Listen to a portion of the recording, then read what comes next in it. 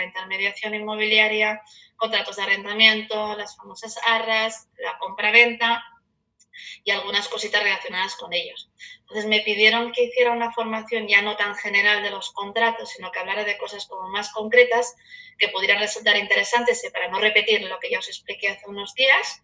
Entonces he sacado unos cuantos temas que creo que pueden serviros para, quizás porque ya los habéis sufrido en alguna ocasión, quizás porque tengáis casualmente uno en la mesa parecido o porque en el futuro, cuando se vuelva a mover el mundo y tengamos todos mucho trabajo, pues alguna vez aparezca por ahí, os acordáis de esto que Lourdes os explicó un día, ¿sí? Entonces, os comento, no tengo preparada ninguna presentación formal, porque la última vez tuve problemas con ella y desistí, al final acabé explicando.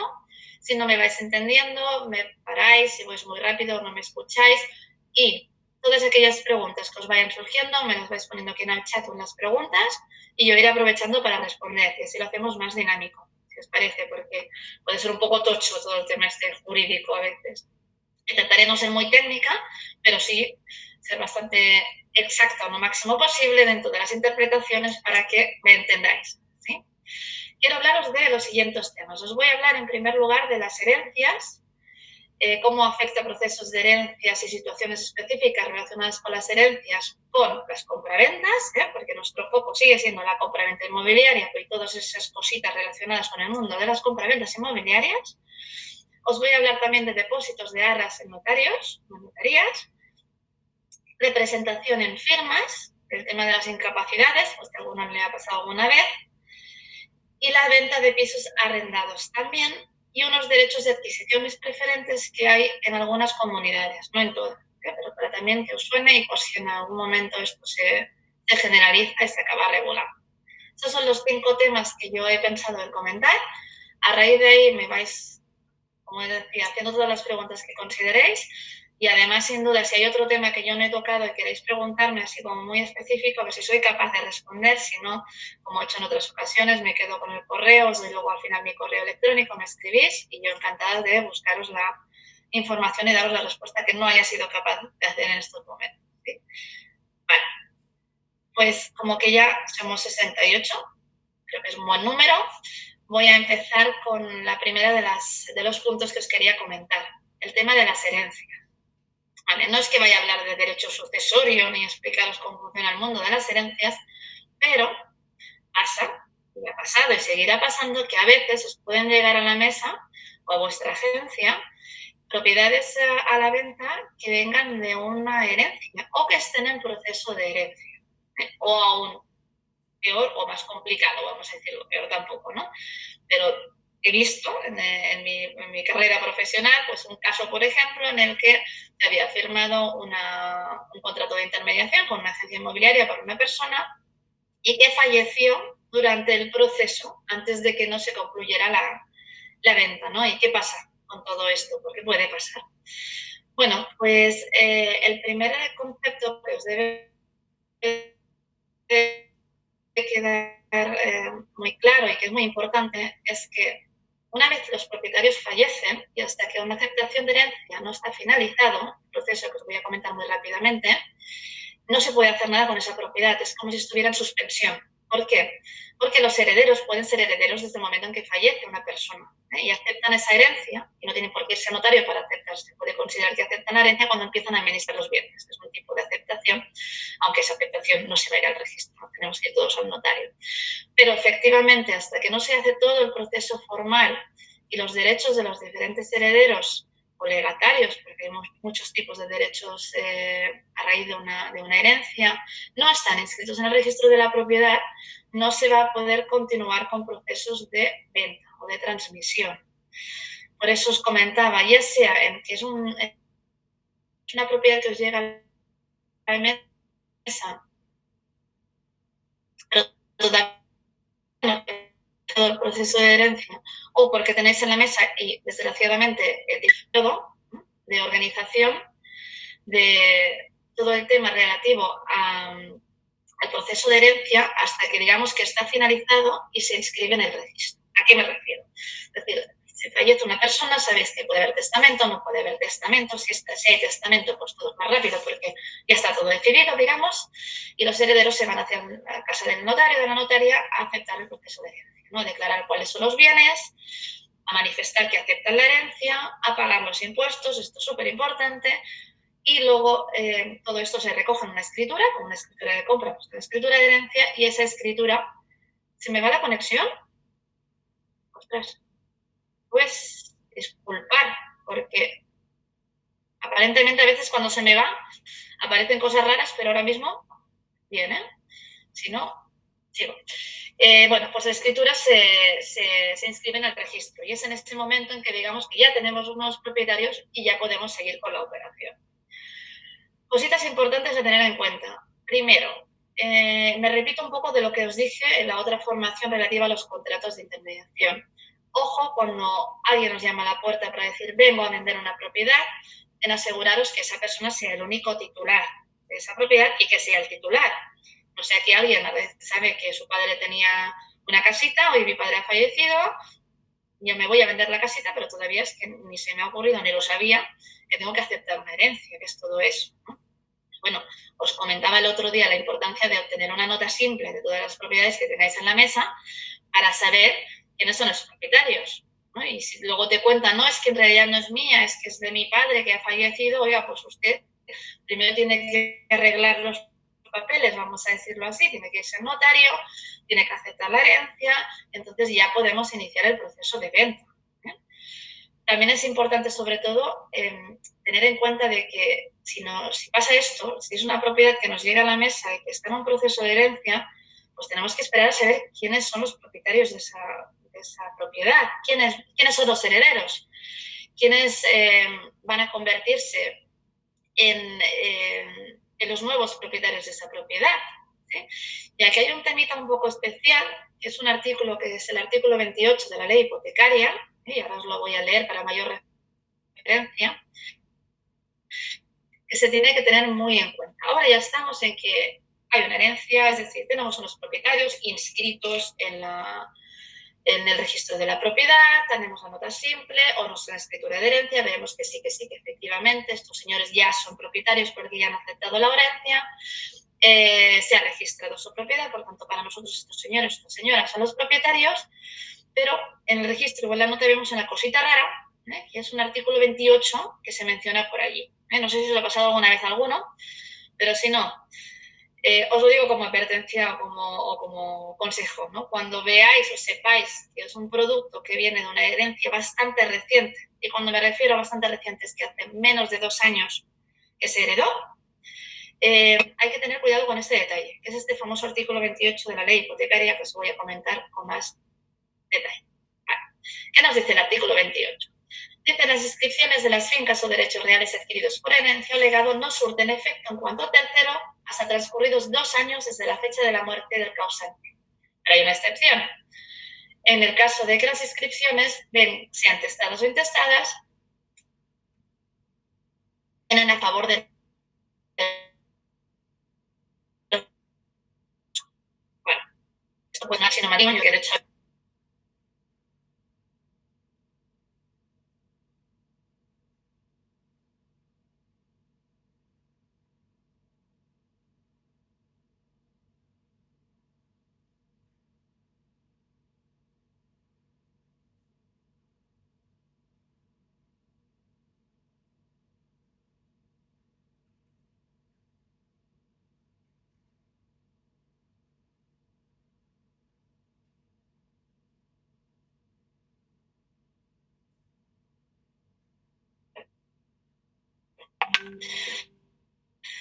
Disculpadme. Me pasó el otro día, esto va y viene y ya... Claro, pero que a veces pasa.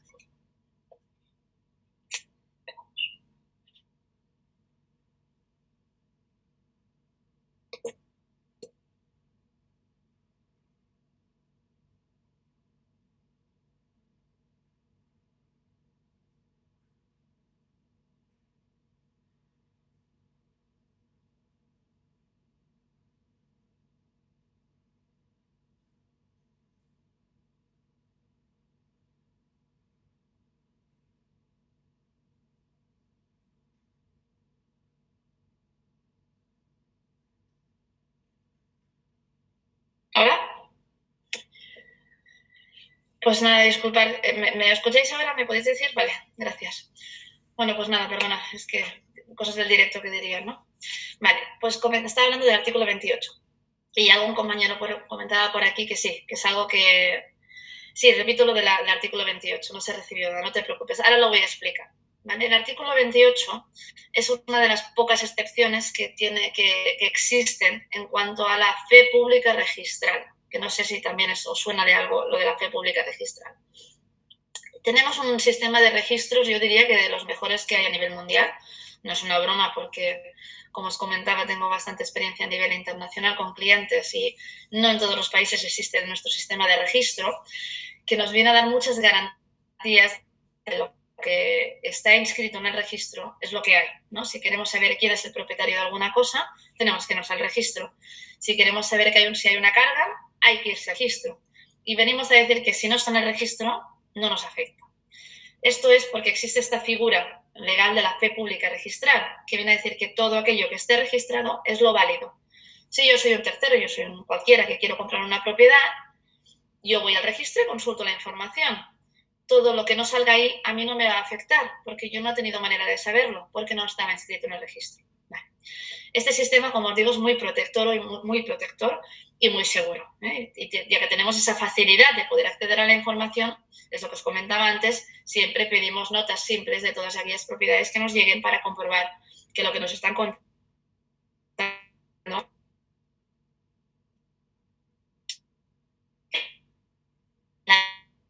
sobre todo que no es porque se salta un poco esa presunción de que lo que está escrito es lo que vale en cuanto a los títulos de herencia. Pero no es para todos los casos, ¿vale? Es solo cuando quien ha heredado, no es un heredero forzoso, que se le llaman. ¿Quiénes son nuestros herederos forzosos? Básicamente os tenéis que quedar con la idea de el viudo, la viuda y los hijos. Esas son las personas principales, que haya testamento o no haya testamento, tienen derechos por ley sobre las propiedades. ¿No? Serían los herederos forzosos. Yo sí que tengo conexión, ¿eh? Creo, si no me decís lo contrario. Alguien me dice por aquí otra vez sin conexión, pero yo estoy conectada. Es que yo veo si se me va o no se me va. Quiere decir que a veces puede ser que seáis vosotros. Vale. Hablabais, ¿y los padres si el que muere es el hijo? Bueno, si el que muere es el hijo y no tenía viuda, ni tenía hijos, entonces los herederos pueden ser los padres. Lo que os quiero decir no es quiénes son los herederos y quiénes no son los herederos. Lo que quiero decir es que cuando la persona que ha heredado no tenga esta condición de viudo, viuda, o de hijo, o de padre, si es que es una persona joven que tiene una propiedad, pero no estaba ni casado, ni tenía ninguna pareja, de hecho, o de derecho más bien, no tenía ningún hijo, si no es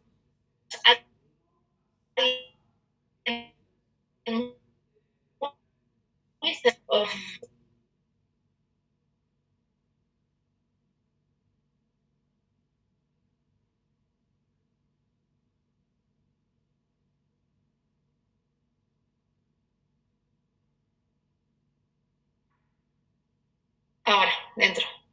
Muy mala conexión, sí, de verdad. Yo no sé qué hacer, pero perdonadme. Si no, me intentaré mover a otro lado de la casa y ya veremos si no me interrumpen, ¿vale? Bueno, si lo pongo sin vídeo, bueno, vamos a ver. Vale, pues lo que os comentaba. Entonces, ¿qué es la recomendación? A lo que quiero ir. Pues que si veis que la propiedad viene de herencia, lo que yo os recomendaría es, bueno, pues al propietario, aparte de la nota simple que habéis vosotros buscado, que os den la escritura de herencia. Y les preguntáis, oye, vosotros qué sois, el hijo, el padre, ¿de dónde viene esta herencia? ¿O qué título tenéis vosotros? ¿O qué relación teníais con la persona que ha fallecido?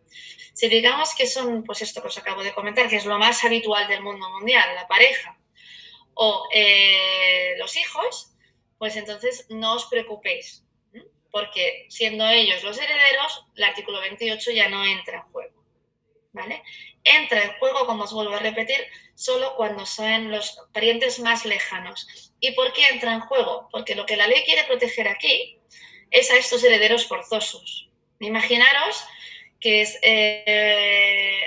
bueno, pues que es una familia en la que no había mucha relación entre padres e hijos, o que en el testamento el padre pues dejó la propiedad a un sobrino pero no a su hijo, pero no por eso el hijo deja de tener derechos. Entonces lo que se quiere proteger es a los herederos forzosos, el que por alguna circunstancia de relaciones, familia o de distanciamiento por algún motivo no se han enterado de que ha fallecido su padre y tienen algún derecho sobre esa herencia, y de que los familiares más cercanos que tenían la relación han cogido carrerilla, han aceptado la herencia porque resultaron ser herederos en un testamento, y ahora los hijos se han quedado sin nada, pero ellos por ley están protegidos y ellos por ley van a tener derecho a acceder a parte de la herencia. Entonces se quiere proteger a estos por encima de los terceros adquirentes. ¿Vale? Es un poco complejo y no sé si me estoy explicando muy bien, además como se me ha cortado en algún momento, pues me sabe mal. Pero voy a intentar simplificar. Sí que comentabais, en Andalucía no se puede desheredar a los hijos, pero imaginaros, y yo por imaginaros, los casos que queráis, porque imaginaros en que se muere un señor, ¿no? Y van los sobrinos, se van al notario y le digan, no, mire, pues es que yo vengo a hacer una declaración de herederos de este señor, que era mi tío, y este señor no tenía hijos. Este señor no había hecho testamento. No sé si sabéis que cuando hacéis testamento, los testamentos se inscriben en un registro. Por tanto, si yo he hecho un testamento, si yo fallezco, espero que de aquí muchísimo tiempo, pues mis hijos pueden ir al registro de últimas voluntades y ver si yo había hecho testamento o no había hecho testamento. ¿Sí? Entonces, si saldrá el testamento que yo hice en el notario, mis hijos van al notario, cogen una copia del testamento y ahí ya saldrá qué había decidido yo. Pero muchas veces, muchísimas veces, y en España sobre todo porque no hay cultura de testamentos, a veces hay gente que fallece sin ningún tipo de testamento. Entonces, pues lo que se digo, caso que me estoy inventando a tope.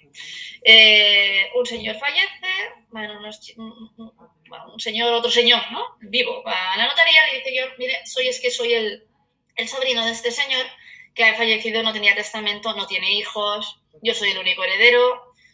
Y el notario, claro, no tiene manera de comprobar, porque este señor no hizo testamento, no tiene manera de comprobar si tenía hijos o no tiene hijos. No se hacen consultas al registro civil central ni nada parecido. Se hace una declaración de herederos. Vienen unos señores que también testifican que sí, que don Pepito no tenía ningún hijo y que este señor es su único familiar cercano. Y este señor tramita la herencia y se convierte en el heredero. Pero es que resulta que don Pepito sí tenía hijos. Y un hijo, con el tiempo, o antes de esos 2 años, se entera y va a reclamar su herencia. Y a lo mejor tiene derecho a mucho más que el sobrino, sin duda, porque es heredero forzoso. ¿Vale? Entonces, hay como que esa persona puede llegar a reclamar, el hijo desaparecido, pues se le quiere proteger de estas situaciones desprotegidas. ¿Sí? Me habláis de si se puede desheredar a los hijos. Esto es un mundo paralelo en el que no me atrevo ni a entrar, ¿vale? Porque hay normativa muy diferente en diferentes comunidades autónomas. No es fácil desheredar, es verdad. Pero es que no me refería a los casos de heredar o no desheredar. También porque te pueden desheredar y tú te puedes ir al juez a discutir de que ese desheredamiento no es válido porque realmente no se daban las circunstancias que prevé la ley para que mi padre me desheredara. Bueno, me voy a un juicio, lo voy a discutir. Pero es que también se da el caso de que no necesitas que te hayan desheredado, sino es que no te has enterado porque por circunstancias, como decía antes, de relaciones familiares, estáis muy lejos, no sabéis nada y resulta que ha habido un fallecimiento, que ha habido una herencia, que tú tenías unos derechos y que no se han visto reconocidos y los quieres luchar. Si han pasado 2 años, Rosy, preguntas por aquí, el tercero que ha comprado ya está protegido, porque la ley quiere proteger a los herederos forzosos durante estos 2 años, ¿vale? Pero más allá de estos 2 años, el tercero que ha comprado es como si el derecho del heredero fuera provisional y a los 2 años ya es definitivo, entonces ya no hay ningún problema. Vuelvo a decir que sé que es complejo y que no sé si me he explicado suficientemente bien, que si os estoy generando dudas, me decís. Idea general, herencia. Primero que quiero saber, ¿hace más de 2 años o no 2 años de estancia? ¿Han pasado 2 años? No me preocupo. ¿No hace 2 años? Vale, pues venga, ¿quiénes son los herederos? No, mire, yo soy el hijo y mi hermana, pues o soy la viuda, no teníamos hijos. Voy a ver un poco esta situación para yo quedarme más o menos tranquilo e informar a los compradores de la situación. ¿Vale? Vale, otras cositas pequeñas de las herencias. Bueno, pues tener en cuenta también si hay usufructos. Si en muchas de las herencias, bueno, testadas e intestadas, iba a decir intestadas, significa que eso, no hay testamento, la ley es donde marca quiénes son estos herederos forzosos de los que estoy hablando, y en la mayoría de ocasiones pues viene a ser que el viudo o viuda tiene el derecho de usufructo respecto de todos los bienes, y que los hijos tienen esta es la situación estándar, familia clásica, ¿no? Española, vamos a decirlo así, y que los hijos tienen la nuda propiedad. Es como si se dividieran, esto es un concepto un poco hasta filosófico, ¿no? El hecho de tener algo, ¿no? De yo soy propietario de esto. Bueno, no, yo tengo una nuda propiedad de esto y mi madre tiene el usufructo de esta propiedad. ¿Qué significa? El usufructo significa que en vida mi madre va a poder disfrutar de la vivienda y yo no la puedo echar porque tiene ese derecho. Aunque yo soy el propietario último, propietario. Es mía la propiedad, pero yo no la puedo disfrutar, ¿no? Tú cuando tienes una propiedad te da derecho a disfrutarla. No solo puedes hacer con ella lo que quieras, la puedes grabar, la puedes alquilar, te puedes ir a vivir. Pero si eres el nodo propietario y el usufructuario es como si hubiéramos separado el hecho de que yo soy el propietario, es mío, pero no puedo disponer porque hay otra persona que tiene el usufructo y que es quien dispone de esa propiedad. ¿Sí? Entonces, lo digo porque tenerlo en cuenta también. Cuando veáis una nota simple, pues si aparece un usufructuario y aparece un nodo propietario, que sepáis que los dos, ¿se puede vender la propiedad? Sí, pero si los dos están de acuerdo, si los dos van a firmar, porque el usufructuario o vende o renuncia a su usufructo y el nodo propietario vende, pero no se puede hacer una cosa sin el uno o sin el otro. O de vender me refiero. Voy a ver una pregunta de Marco Antonio que dice, Pepe muere, solo tiene un heredero, vende a un comprador. Durante estos 2 años viene un heredero primero, ¿qué pasa con el comprador? Bueno, depende de quién sea el heredero, volvemos a decir. Bueno, viene el heredero, si el heredero era es alguien que realmente tiene derecho a esa herencia, pues el comprador no está protegido, se resuelve esa compraventa. Hay poquísimos casos de estos, ojo, pero bueno, los hay. ¿Sí? Entonces, alguien comentaba también en el chat de que los bancos, y esto es quizás por lo que os puede preocupar más este tema que os estoy comentando ahora, sí que se fijan en este detalle. Claro, los bancos no se quieren arriesgar a haber dado financiación para la compra de una propiedad, que esa compra de esa propiedad se puede resolver porque aparece un heredero, porque es una finca heredada, y me resuelve la compraventa. Se resuelve la compraventa, ya sabéis qué pasa. El dinero se devuelve, ¿sí? Se resuelve la compraventa, yo he comprado, ¿sí? Y se resuelve la compraventa por este o por otro motivo.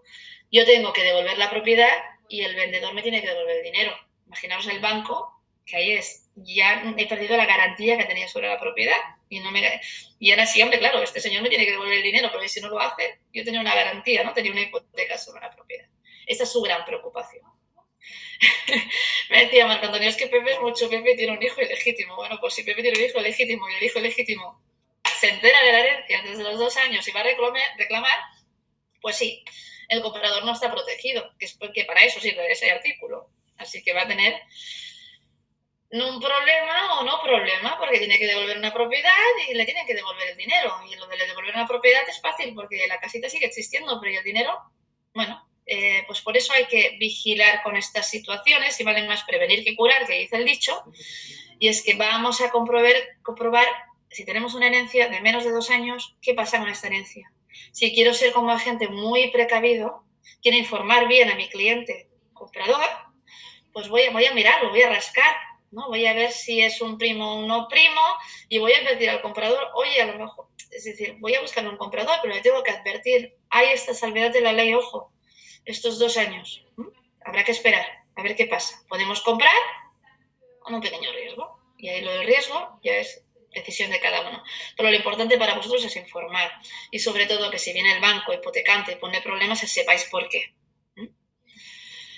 ¿Puedes aclarar el tema de la declaración de herederos? ¿Qué documento debo solicitar para garantizar que no haya herederos forzosos ni incluidos en la herencia? Es que no es fácil. A ver, el documento por excelencia digamos que es el libro de familia, pero el libro de familia lo tienes en el cajón o no lo tienes, o lo has perdido. Es bastante difícil, o como decir imposible, saber si hay un heredero por ahí que se quiere ocultar muy bien ocultado. Y este es el problema. realmente de este artículo, que es un poco caso de ciencia ficción, pero es la excepción de la norma. La excepción de la norma de la buena fe, principalmente hay algunas cosillas por ahí de cargas más irrelevantes, pero es esto. Hijo fuera del matrimonio, bueno, pues si en estos 2 años se reconoce, bueno, se tiene que reconocer que el hijo era realmente hijo, ¿no? A ver qué prueba de paternidad haces, tienes que ir a un juzgado, el juez tiene que decidir, todo esto es muy largo, ¿eh? Es decir, que el hecho de que alguien se ponga a reclamar es largo, y sobre todo los juzgados de este país, que no sé si alguien tiene experiencias, pero os digo yo que son larguísimos, ¿sí? Venga, pues me voy a otro tema. Si alguien tiene alguna pregunta, pues que la cuelgue por aquí y ahora o después la retomo, ¿vale? Depósito de las arras ante notario. Bueno, no va a ser tan largo ni complejo, espero, que el otro tema, pero es para que sepáis o si alguien os lo comenta. Aquí yo os he dicho que yo soy de Barcelona y por tanto aquí necesariamente, pues si hay alguien también de Cataluña y si no, para que lo tengáis en cuenta por si a veces os encontráis con una propiedad que está por aquí también. Disculpad, me estaba despistando. Pues el depósito de las arras no es algo obligatorio para nadie. ¿Se pueden depositar las arras en un notario? Sí. ¿Es habitual? No. ¿Cuándo pasa o cuándo es recomendable? Bueno, pues yo diría que básicamente es recomendable en aquellas ocasiones en las que la propiedad tiene una carga muy alta. Una carga, me refiero a unas deudas tan altas que casi todo el dinero de la compra, si no prácticamente todo el dinero de la compra, se va a necesitar para cancelar esas cargas. Entonces, no tiene sentido de que yo al vendedor le dé una parte del dinero de la compra, que son las arras, cuando ese dinero se va a necesitar para cancelar las cargas el día de la compra-venta. Yo quiero mostrar que soy un buen comprador. ¿Realmente tengo el dinero para comprar? Sí. ¿Soy un comprador serio? Sí, pero no te los voy a dar a ti, vendedor. Los voy a dejar en el señor notario, señora notaria, y allí los dejamos hasta el día de la compra-venta en que ya utilizaremos ese dinero para cancelar las cargas. En Cataluña, como os decía, sí que se ha legislado al efecto y se habla de la posibilidad de registrar las arras para proteger. Bueno, es una posibilidad. No hay nada más que eso. Entonces te vas ante notario, le vas a publicar las arras, hay que pagar impuestos, no es el ITP, los actos jurídicos documentados, que pues, depende de la comunidad, varía entre el 0,5 y el 2% más o menos. Hay que pagar por ese impuesto. Entonces, como os decía, en Cataluña se puede inscribir el depósito de las arras, en el resto de comunidades creo que no se puede inscribir porque no lo prevé ninguna ley, no es un acto inscribible, solo aquí. Pero bueno, el depósito de las arras, más allá que se inscriba o no se inscriba, es algo que os puede ocurrir en alguna ocasión, que alguien os lo puede pedir. Sea por desconocimiento, sea por desconfianza, o sea porque no tiene sentido, como os decía, más bien por proteger, porque el dinero se necesita. O porque son empresas en las que hemos mirado un poco los números y vemos de que si no están en concurso les queda poquito y no queremos entregar un dinero que luego a lo mejor no se va a poder acabar esa compra-venta porque la empresa va a entrar en concurso y va a quedar todo paralizado y estamos en un juzgado y tenemos la marimorena. Entonces, estas situaciones, sobre todo de riesgo, son las que es recomendable depositarlo. Marco Antonio pregunta, ¿quién debe pagar el impuesto? Supongo que te refieres, ¿vendedor o comprador? A ver, la persona que ha solicitado el depósito de las arras ante notario debería ser quien pague el impuesto. Pero como todo, en este caso es negociable. Quiero decir que las partes pueden decir, bueno, yo lo deposito en notario por precaución, pero es que la precaución me viene porque tú tienes toda esta situación. O sea, ni tú ni yo. Si el vendedor es no, yo quiero, y el comprador es no, yo insisto, y el vendedor dices, vale, pero lo pagas tú, pues oye, sobre todo a quien proteges al comprador. Por tanto, quien tiene más sentido que lo pague diría que es el comprador. Yelitza pregunta, pero ese caso sería si la operación la hace el vendedor directamente con el comprador. En nuestro caso, mi oficina actúa como depositario. Bueno, Yelitza, pues si en tu caso actúan como depositario, fantástico. No siempre es así, y en alguna otra oficina puede ser diferente. Y os podéis encontrar en casos en que no acepten incluso el vendedor que depositen las arras en vuestra oficina. Vale, de este tema ya os digo que no es nada más que sepáis que existe, sepáis que a veces puede ser recomendable cuando veáis propiedades en las que habéis sacado esa nota simple, ¿no? Que os digo yo siempre ahí, muy pesada yo con el tema de es muy importante la nota simple, y empezáis a ver cargas y cargas y hipotecas y deudas de Hacienda, deudas de la Seguridad Social, anotaciones preventivas de demanda y muchas cantidades, pues ups, ojo. Vamos a ver, vamos a sumar estas cantidades, vamos a hacer cálculos, vamos a ver si habrá suficiente dinero para cancelarlo todo, si el dinero de las arras se va a necesitar para esto o no, y a partir de ahí se actúa, con precaución. Vale, bueno, me voy a otro temita que quería sacar por aquí, que es la representación en las firmas.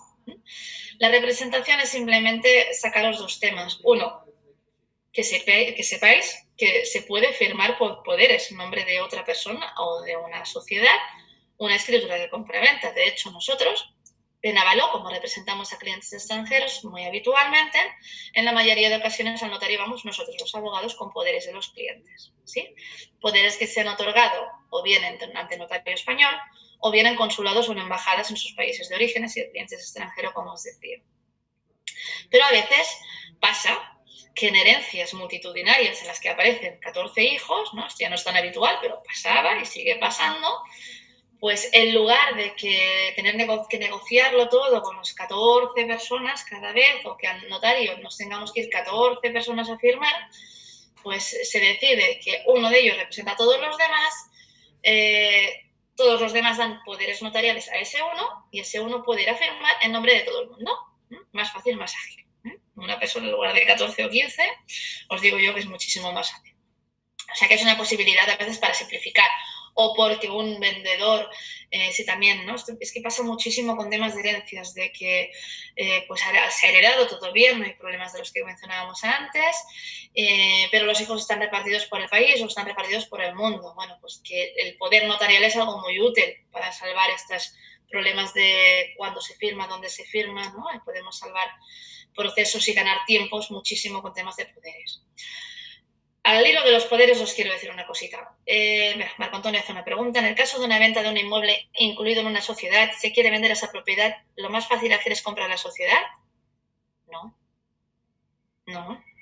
A ver, si la sociedad solo tiene la propiedad y su única actividad es la propiedad, bueno, se puede comprar la sociedad, pero no es que sea más ágil. Más ágil no, en los efectos es un poco lo mismo, compras acciones en lugar de comprar una propiedad. Y si la propiedad no es la única cosa que tiene esa sociedad, además tiene mucha actividad, no, olvidaros de comprar la sociedad, que es muchísimo más complejo. ¿Vale? Ya os digo, simplifico. Sociedad que solo tiene un inmueble y nada más, bueno, pues comprar las acciones. Pero al caso es lo mismo, quiero decir, no facilita las cosas tampoco, es lo mismo. ¿Vale? Vale, lo que os querría hablar del tema de la representación son casos de incapacitación. Bueno, no sé si os ha pasado, a nosotros sí, una anécdota más o menos divertida, ¿no? Pero en más de una firma me ha pasado, pues, ¿no? Pues que son varios hermanos, esto siempre es mucho cosa de hermanos, ¿no? Varios propietarios que van a vender una propiedad y hay gente que roza, ¿no? O personas que están rozando el límite de la incapacidad o de la capacidad. El notario lo capta de seguida. De hecho, la función del notario, ¿no? Pues si a veces os preguntáis qué hacen los notarios, es aparte de dar fe, ¿no? Como autoridad que soy, que soy un señor notario, señora notaria, de que esta persona es el vendedor, esta persona es el comprador, he comprobado en el registro de la propiedad que la propiedad pertenece al señor vendedor, además como que yo he pedido esa comprobación, el registro ya está al tanto de que va a haber un proceso de compra para evitar dobles y triples compras, pues otra cosa que da, sobre todo una de sus principales funciones, es asegurarse de que quien está firmando tiene capacidad para firmar. Y capacidad no me refiero a que sea comprador o que sea vendedor, no, es que esté en sus cabales, por decirlo en lenguaje vulgar, por decirlo de alguna manera. ¿Cómo lo hace? Haciendo preguntas. No sé si os habéis encontrado, yo me he encontrado en 2 o 3 ocasiones en el que el notario ha denotado de que este señor o esta señora no me está entendiendo y por tanto no sé si está comprendiendo lo que hace, si tiene capacidad para vender, porque está entendiendo de que está transmitiendo algo, se está deshaciendo de una propiedad y recibiendo un dinero.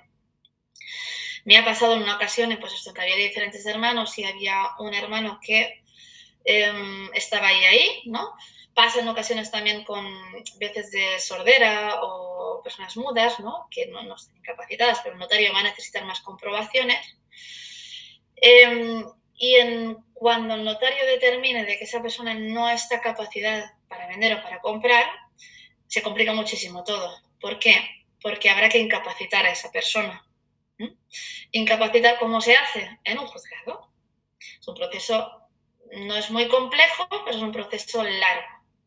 ¿Sí? Y significa que un juez con el médico forense examina, ¿no? A través de certificados médicos si esta persona está capacitada o no está capacitada, si no está capacitada, en qué grado no está capacitado, porque a veces pueden hacer algunas cosas pero no otras. Se les nombra tutores o curadores, nuestras figuras os pueden sonar.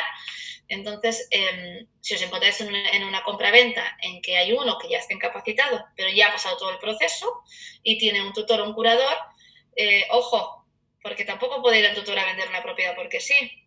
Es más complejo aún, hay que pedir una autorización al juez. Es decir, alguien que ha sido declarado incapaz por un juez, que tiene una persona que le representa, su tutor o su curador, además, para vender necesita una autorización del juez para poder vender la propiedad. O sea que es complejo el tema, es largo. Si eso pasa, lo de aseguraros, queréis o no, me voy siempre al mismo sitio, ¿no? Lo de aseguraros de quiénes son los propietarios, lo de aseguraros de que esta finca no tiene cosas raras, herencias recientes, ¿sí? Esto suena ya de algo.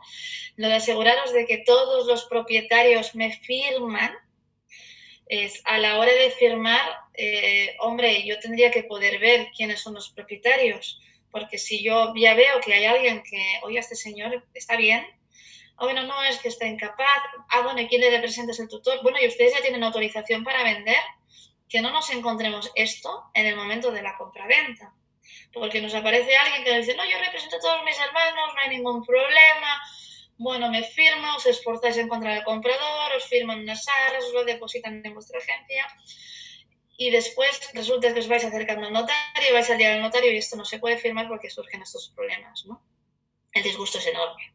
Entonces, todas las comprobaciones que podamos hacer antes, mejor. Sí, yo simplemente os quiero dar señales de estas de alarma, de estas lucecitas, como unas bombillas por aquí, de cositas que se pueden llegar a comprobar, ¿no? O que sí, ya que una vez alguien os explicó algo, ¿no? Natal Lourdes os contó alguna cosa, que os suenen, si alguna vez aparece algo similar. A ver, veo por aquí un par de preguntas antes de irme a otro extremo. Creo que se va a poner de moda por el COVID lo de la representación, sobre todo a personas de la tercera edad.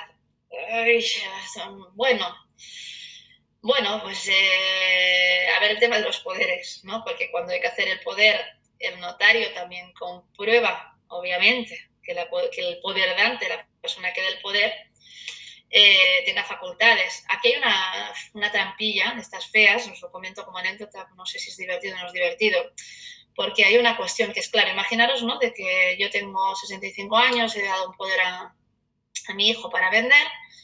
Cuando le doy el poder estaba en plenas facultades, lo he hecho conscientemente, pero mi hijo no coge el poder o no vendemos la propiedad hasta al cabo de 5 años. Yo durante esa época he empeorado y ahora ya no estoy capacitada, ¿no? A lo mejor incluso no he entrado en un proceso de capacidad, pero el poder sigue siendo válido. ¿Qué pasa? ¿Se puede firmar la compraventa? Sí, con el poder sí, pero si luego hay otro hijo que lo sabe, ¿no?, y no están de acuerdo, puede pedir la nulidad de la compraventa porque el poder lo otorgó una persona pero que en este momento ya no estaba en capacidad. No, de verdad, no os quiero marear muchísimo, aunque no dejo de deciros cosas, no sé si es bueno o es malo, yo solo quiero es daros cositas, pero vuelvo a decir, cositas para estar ahí, ¿no?, a captar cositas, y asegurarnos de que no hay nada raro. ¿Y que el poder incluye a todas las fincas que se están vendiendo? Sí. Por supuesto. Los poderes lo puedes ponerlo todo, vamos. Es decir, pueden ser amplios o pueden ser muy limitados. Yo puedo dar poderes generales a mi marido ahora mismo para que lo haga todo. Venda mi casa, la hipoteque, me eche, la alquile, haga lo que quiera, ¿no? Cosa que no se recomienda, ¿no?, ni al marido ni a nadie. Pero luego pueden haber poderes concretos, ¿no? Doy poder a mi hermano porque yo estoy en Galicia y la propiedad se va a vender en Madrid para vender esta propiedad, ¿no? Y por este precio, o por un mínimo de este precio, o incluso ya sabemos quiénes son los compradores, a estas personas. Puede ser, vende la propiedad, decidiendo el apoderado, el precio y las personas y las condiciones y todo, o doy un poder muy específico sobre las cositas. Ay, es que me pasó que me dice Yusi, es que me pasó que se le olvidó en el poner de finca de una plaza de garaje que también se vendía con el piso. Ay, sí, pues es que en la formación de otro día os decía, cuando hablaba del primero de los contratos, el de intermediaciones, no nos olvidemos de nada, identifiquemos qué estamos vendiendo. Que si el trastero que se ha quedado por ahí, la plaza de parking que se ha quedado por ahí, la zona comunitaria, pasa a veces, porque a veces van unidas a la propiedad, es la misma finca registral, y a veces son fincas aparte, ¿no? Y nos las descuidamos. Pues claro, si en el poder nos hemos dejado una propiedad, pues no vamos a poder firmar la venta de esa propiedad, ¿no?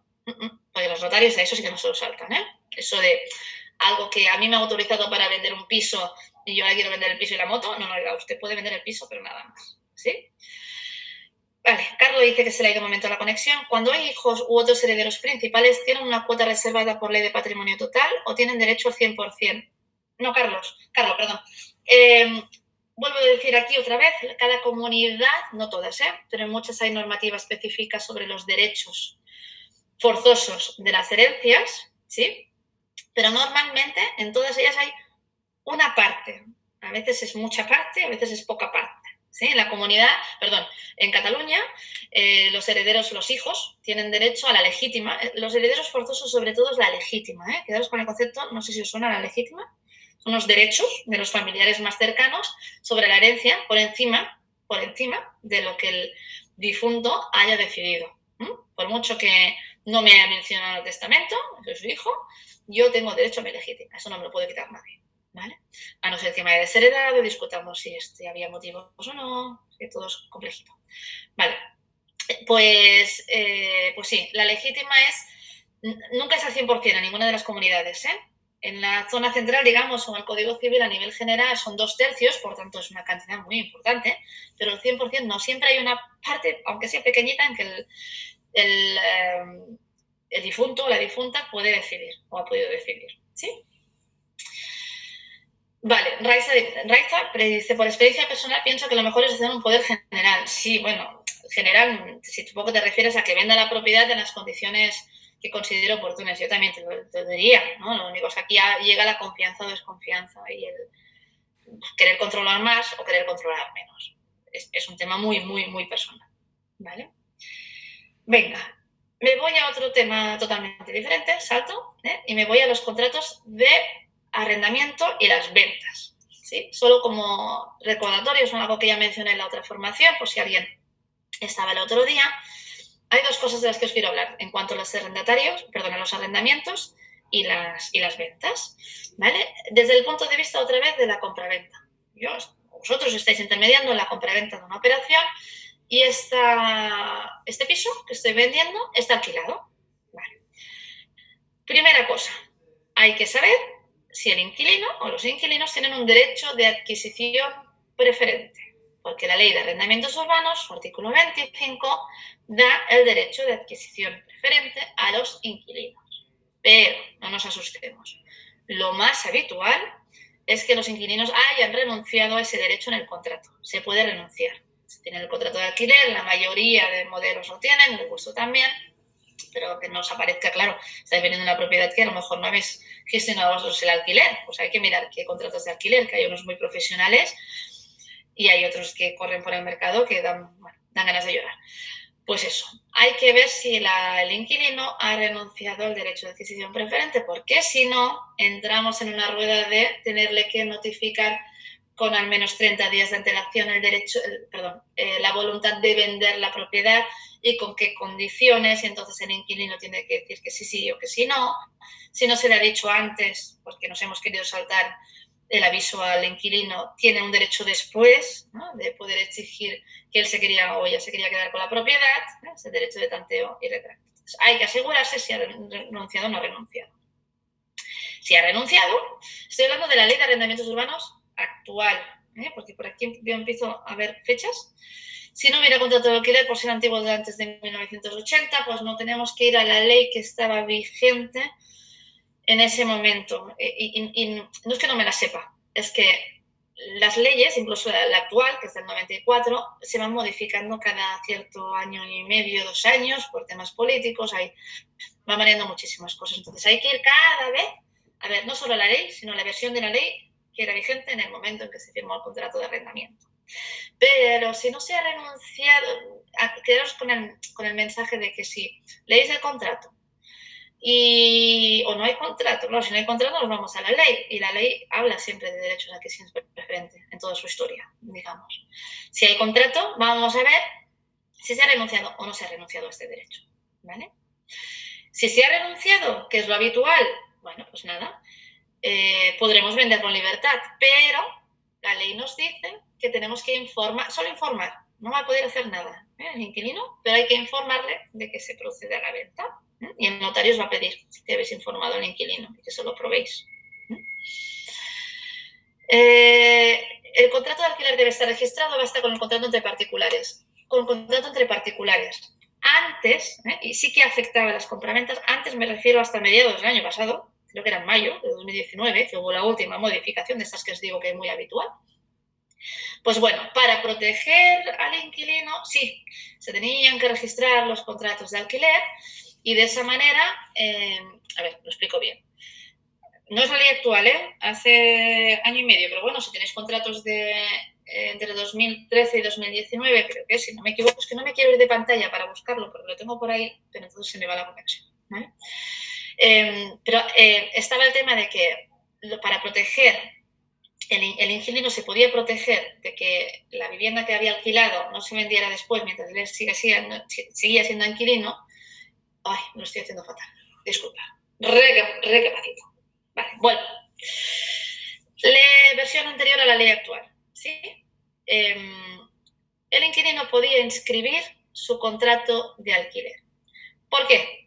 Porque si no lo inscribía y el propietario vendía el piso, el comprador tenía derecho a resolver el contrato de alquiler, porque el inquilino no estaba protegido, ¿sí? Si estaba inscrito, el comprador sabía que había un contrato de alquiler y tenía que respetar el contrato de alquiler. Ahora ya no es así. Ahora el inquilino queda protegido en cualquiera de las circunstancias. Se ha inscrito o no se ha inscrito el contrato en el registro, lo cual significa que habitualmente no está inscrito, porque el propietario cuando vende una propiedad está obligado. Siempre habréis visto las escrituras, bueno, el notario habréis escuchado que pregunta, ¿está arrendado o no está arrendado este piso? ¿No? El vendedor tiene la obligación de decir la verdad. Y si no sería falsedad de un documento público, hablamos de delito. Por tanto, tiene que decir que la propiedad tiene un arrendatario. Por tanto, significa que el comprador ya lo sabe. No puede decir que no sabe que estaba alquilado. Y el comprador tiene que respetar el contrato de alquiler por el plazo legal de los contratos de alquiler. ¿Sí? ¿Sabéis? Solo un inciso para deciros que con la ley actual los contratos de alquiler tienen una vigencia mínima obligatoria para el arrendador, que no para el arrendatario o para el inquilino, de 5 años si el propietario es una persona física y de 7 años si es una persona jurídica, una sociedad. ¿Sí? Ese es el mínimo legal. Vale. Actualmente, como os decía, esto del registro ya no existe, por tanto, si yo vendo una propiedad alquilada, el comprador tiene que respetar el contrato de arrendamiento. Eso es lo que os quería decir. ¿Sí? Si vas a vender, debe informarse el inquilino. ¿Se entiende que por escrito? Sí. Sí, porque el notario tiene que ver que le has informado. O haces ir al inquilino al notario para que vaya allí y le diga al notario, oiga, yo ya estoy informado, o voy a firmar delante del notario, ¿no? O un burofax o alguna comunicación oficial. Mariemma pregunta, si el inquilino ha renunciado, ¿en qué documento se refleja esa renuncia en el contrato de alquiler? Bueno, a veces puede haber una adenda al contrato de alquiler posterior, pero lo normal es que en el propio contrato de alquiler, hacia los últimos artículos, cláusulas, los formularios habituales, es el artículo 25. Se dice, el inquilino renuncia expresamente al derecho de tanteo y retracto, derecho de adquisición preferente del artículo 25 de la LAU. Vale, ¿debe incluirse el precio de venta, pregunta Marco Antonio, en la comunicación al inquilino? No, porque entiendo, Marco Antonio, me hablas de la comunicación que hay que hacer al inquilino sí o sí, aunque haya renunciado a su derecho de adquisición preferente, ¿sí? Hay que informarle, ¿sí? Porque el notario nos lo va a preguntar. En esa información solo le informas de que vas a vender, pero no de los detalles de la compra-venta. No tiene que saber nada. Para nada. No, ahí ya no hay ni pincha ni corta. Para nada. Vale. Otro tema. Espera que quede. Si tiene incluso tiene derecho. Si tiene derecho de. Sí, tiene derecho de adquisición preferente, sí. Porque se le tiene que informar de las condiciones por las que tú vas a vender esa propiedad. Porque el inquilino solo tiene derecho a ejercitar su adquisición preferente por las mismas condiciones. Por tanto, por el mismo precio por el que tú lo vas a vender. Si no, no. Aquí hay alguna excepción, por si queréis, o si es interesante, y es que incluso si no se ha renunciado al derecho de adquisición preferente, ¿vale? Por tanto, el inquilino lo tiene. Si yo soy propietario de más de un piso en ese mismo edificio, como que lo vendo como un paquete, ¿vale? Lo transmito todo. Entonces, nadie tiene derecho al derecho de adquisición preferente porque estoy vendiendo algo más que un simple piso, vendo más unidades, más propiedades. ¿Sí? Eso es como una salvedad para evitar cuando se venden edificios enteros que no empecemos con problemas porque hay un inquilino que tiene derecho de adquisición, pero que yo estoy vendiendo todo el edificio, tú solo lo tienes sobre un piso, no me puedes paralizar esta compra. Y además no tienes derecho a comprar todo el edificio. ¿Sí? Puede ser interesante, en algunas operaciones. Voy, que hay una pregunta antes de irme. Alex Ruiz pregunta si el contrato de arrendamiento se renueva en marzo de 2020. ¿Será de 5 años? No. ¿Se renueva? A ver, perdón, Alex, pregunta. Entiendo yo, deduzco, que tu contrato, a lo que te refieres, se firmó en 2017. Por tanto, en ese momento los plazos mínimos de arrendamiento eran de 3 años, no de 5 como ahora, 5 o 7 son ahora, sino de 3 antes, ¿vale? Si es el mismo contrato que se está renovando, no se renueva por los 5 o los 7 años, no. Se le aplica los plazos de renovación que estaban en vigor, que eran aplicables cuando se firmó el contrato. Por tanto, eran 3 años. Ahora si no me recuerdo mal, ya digo, no quiero ir a la ley. Si ninguna de las partes renunciaba a la prórroga, si no estoy equivocada, se extendía por 2 años más y a partir de ahí por el mismo plazo por el que se pague la renta. Si la renta se paga cada mes, pues se va alargando cada mes, ¿vale? Hasta que una de las partes diga se acabó. Lo que es importante en cuanto a tu pregunta es que no entra en funcionamiento o en juego los nuevos plazos que solo son aplicables a los contratos nuevos firmados desde mayo del año pasado. ¿Sí? Vale. Os sigo. Último temita para hablar con vosotros hoy. El derecho de adquisición preferente que viene de ejecuciones hipotecarias. ¿A qué me refiero? Y lo primero que os quiero decir es pedir disculpas porque he intentado averiguar en qué comunidades es aplicable y en cuáles no, y solo he conseguido ver que en Cataluña sí, en Andalucía también, y en las demás entiendo que no. Pero si alguno de vosotros lo sabéis, lo que os voy a explicar ahora, me ayudáis, por favor, porque no lo he conseguido ver. Como no es normativa estatal, tienes que ver cada comunidad y cada comunidad le da el nombre que le da. ¿A qué me refiero? Sobre todo en aquellas comunidades en que se haya regulado por la propia comunidad autónoma el derecho a la vivienda, en sus múltiples formatos. No todas habrán hablado de lo que voy a hablar ahora, estoy haciendo como un anuncio todo el rato, pero en algunas de ellas sí. Desde la crisis pasada, de 2007, ¿no? Veremos cómo acabamos ahora.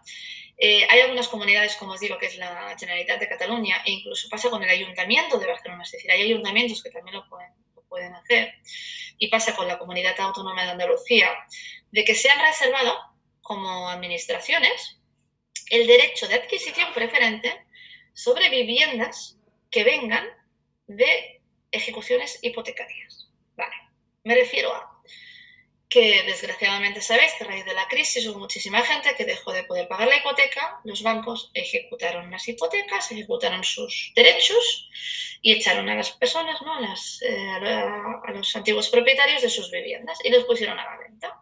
¿Vale? Estas propiedades se han vendido y se han seguido vendiendo.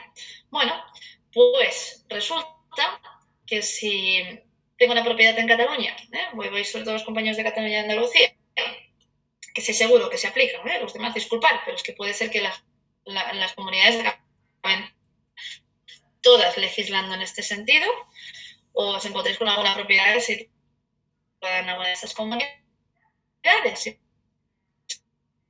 no hay alguna comunidad más que lo haga, en el que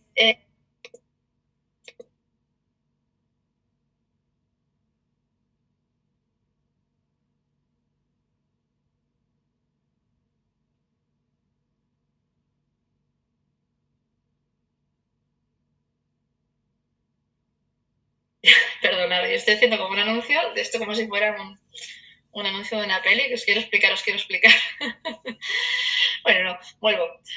Os quiero explicar que no es muy divertido porque este sí que es complicado. Una propiedad, me viene un cliente, oiga, no, yo vendo mi propiedad, bueno, muy bien, pues encuentro un comprador, nos vamos todos al notario. Mira la nota simple, en la nota simple todo está bien, normalito, me voy al notario y resulta que en la nota del notario, a veces pasa, a veces no pasa, no, lo más grave aún, que cuando se va al registro, escribir la compra que hemos hecho, todo fantástico, nos dice el registro, no, perdón, es que esta propiedad en su día, a lo mejor dos ventas antes, venía de una ejecución hipotecaria. Y significa que la Generalitat de Cataluña o el Ayuntamiento de Barcelona o el Gobierno de Andalucía tiene el derecho de adquisición preferente. Por tanto, se le debería haber comunicado a la Generalitat o al Gobierno esta transmisión para que dijese si quería o no quería.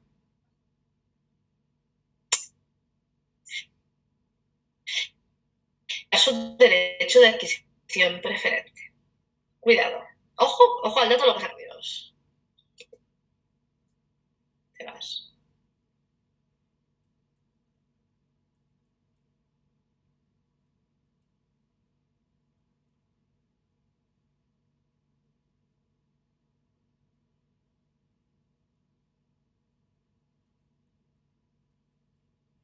Perdonad, no, va a ser el momento final difícil. Nada, que además pues aburrido, debe ser muy aburrido mi tema.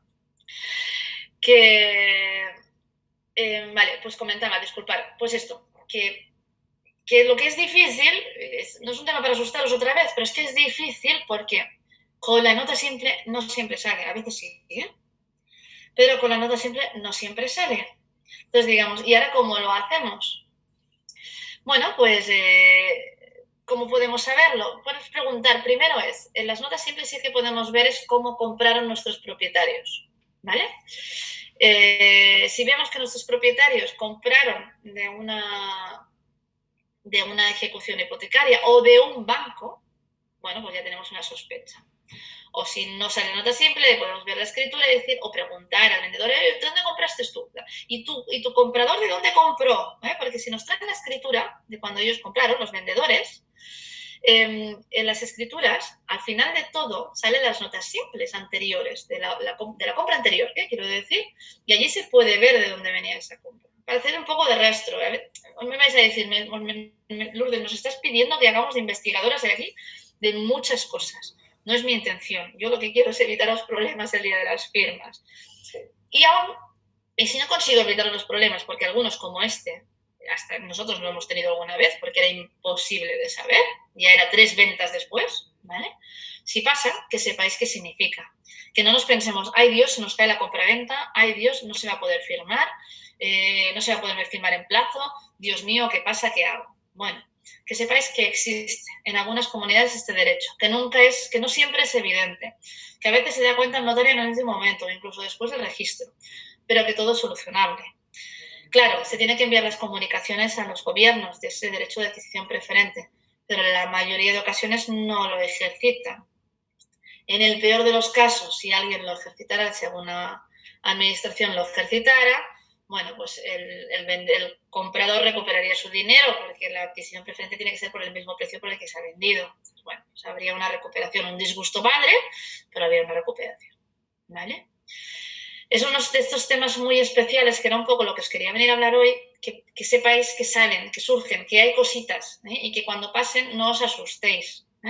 Que sepáis de que a veces no, lo del desconocimiento es cuando alguien se pone más nervioso porque no sabemos qué está pasando. Si sabemos que hay cosas de estas y que incluso alguna vez yo escuché, ¿no? Porque asistí a un webinar en que me hablaron de ello, bueno, pues ya sé de qué va un poco, ya sé que hay una solución, ya sabemos que hay maneras de arreglarlo. Esto es lo que os quería comentar hoy. Voy a ver las últimas preguntitas que tengo por aquí. Comentas que 2 compradores anteriores viene ejecución hipotecaria, Marco Antonio. Sí, es que a nosotros nos ha pasado eso. Una vez de 1000 compras. Luego las excepciones de las excepciones. Pero ha pasado de que cuando se ha ido el registro le ha dicho, ay, no, perdón, es que no me había olvidado anotar las notas simples, ¿no? De sacar la nota simple, pero venía una ejecución hipotecaria y tenéis que informar a la Generalitat y al Ayuntamiento de que existe este derecho de adquisición preferente. Pues nada, enviar las comunicaciones, esperar los 60 días que tienen para contestar y si no, pues ya se puede escribir. Leandro dice, ante la duda, ¿se puede solicitar un certificado de carga al registrador? Ahí está el problema. Es que, claro, si tú pides una nota simple, deberían aparecer esas cargas. Y esto sobre todo. Y el registrador a veces se olvida. La manera de evitarlo es pedir una copia de la historia registral, pero esto ya es haceros de casi notarios. Si hay sospechas, como decíamos, lo que yo tengo que dar son soluciones. Bueno, pues una historia registral. El propietario se puede ir al registro y decir, quiero una historia registral de mi finca. Y ahí saldrán todos los procesos de ventas y compras que ha habido. Y ahí lo podréis saber. ¿Sí? Ante nada, ¿quién tiene ese derecho? Marco Antonio, decíamos, bueno, pues en Andalucía, el gobierno de Andalucía, y en Cataluña tiene la Generalitat de Cataluña, y si el piso es de Barcelona, pues el Ayuntamiento de Barcelona también publica una ordenanza municipal en ese sentido. Por eso digo que puede haber algunas comunidades, algunos ayuntamientos que también lo tengan, y no lo sé, la verdad, lo siento mucho, pero no lo sé. Esto, a lo mejor en la práctica os habéis encontrado, o si alguno de vosotros se encuentra alguna vez, pues informar a vuestros compañeros. Esto es lo que os pido sobre todo. ¿Quién pide esas notificaciones? ¿La agencia o el registro de la propiedad? Las notas simples, bueno, lo que os decía, las tenéis que pedir, yo recomiendo, vosotros al principio de coger una propiedad en venta, el notario seguro la pide antes de la compraventa, pero claro, el notario prepara la compraventa una semana antes, no 2 meses antes. Entonces, hasta ese momento a lo mejor no se entera. Marco Antonio, en el caso de una venta de piso VPO antes de los 20 años, ¿la Junta de Andalucía puede ejecutar? Marco Antonio, no lo sé, no me conozco al dedillo la normativa de la Junta de Andalucía de VPO. Si quieres lo miro a posteriori y lo miramos, pero no lo sé. Soy muy sincera, lo que sé y lo que no sé, no llego, no lo sé. Luis me dice, me refiero a las notificaciones a la Junta de Andalucía de que el piso vende de ejecución hipotecaria. ¿Quién hace la notificación? Vale, perdona. La notificación la hace el vendedor.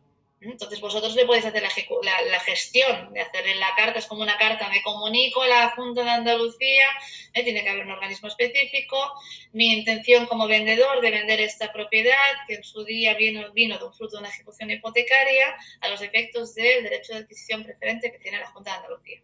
Pero es obligación del vendedor. Entonces vosotros como agencia le podéis ayudar para agilizar el trámite.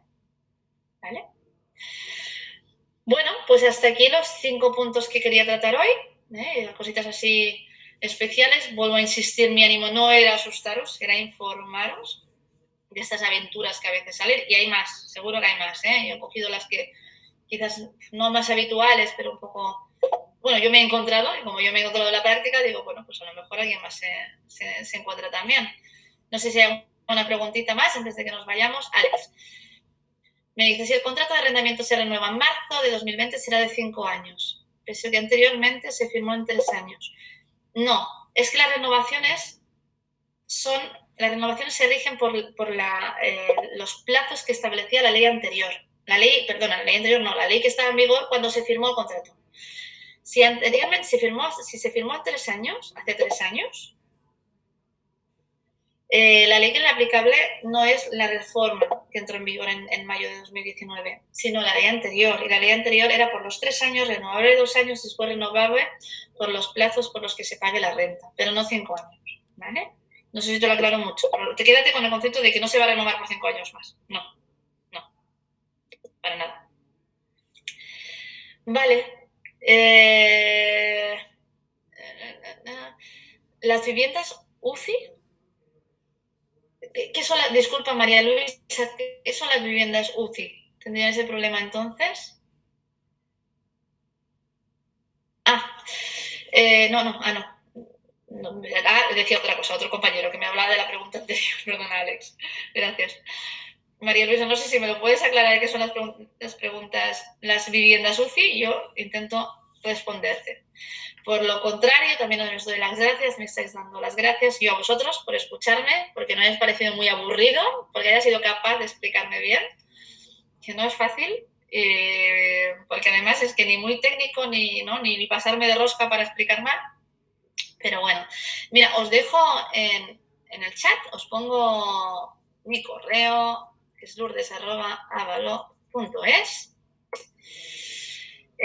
Para que dudas que os surjan después o que creáis que no os he aclarado bien o no me he explicado bien, me escribís por favor y yo encantada, yo encantadísima. En la colaboración que tenemos con vosotros entran todas estas consultillas, para eso estamos, y encantadísima.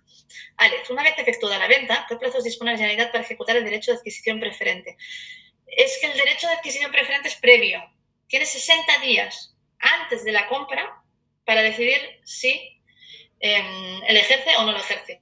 Si no dice nada, se entiende que desiste. No tiene que contestar por escrito porque podríamos estarnos años aquí, ¿vale? Pero es previo. Por eso el registro lo debe escribir, porque tiene que ser previo. Vale, la unión de créditos... la UCI como entidad financiera. Las viviendas... ¿Qué problema pueden tener las viviendas de UCI? Porque las viviendas de UCI que vienen de ejecuciones hipotecarias, sí, todas, pero depende de dónde estén situadas, ¿no? Si están en Madrid y en Madrid no ha legislado sobre esto, no. Pero las viviendas UCIs que están en Cataluña, UCIs, ojo que UCI también da hipotecas y ya está, no solo intervienen propiedades de las que ellos hayan sido titulares, pero sea UCI, sea CaixaBank, sea Banc Sabadell, sea Caja, bueno, lo que sea, Bankia, Santander, BBVA, cualquiera, pero solo en las zonas donde se haya legislado sobre eso, no en todas. Muy bien, pues muchísimas gracias, ha sido un súper placer, como siempre. Ya es mi tercer webinario, me estoy acostumbrando a ello desde casa, ya esto ya es un lujo total. Vuelvo a decir, si además, más allá de las cosas que os hayan quedado en duda y os pueda resolver por correo electrónico, tenéis ideas de cosas que queréis que os formemos o que os expliquemos, investiguemos y un día nos pongamos un ratito, pues también, o a mí directamente o a Jorge, por favor, y así, pues esto, vamos teniendo, sobre todo temas que os resulten interesantes, que si no puede ser como muy aburrido y no quiero ser reiterativa. Así que nada, os voy diciendo adiós. El correo, María Luisa, lo vuelvo a enviar, me he enviado un poquito más arriba. ¿Se ha enviado uno? Sí. Lourdes@avalo.es. Esto soy yo. Lo acabo de enviar, Lourdes también. Y ahí estoy, ¿vale? Bueno, pues os digo adiós. De nuevo, muchas gracias. Y hasta la próxima, ¿vale? Gracias, adiós.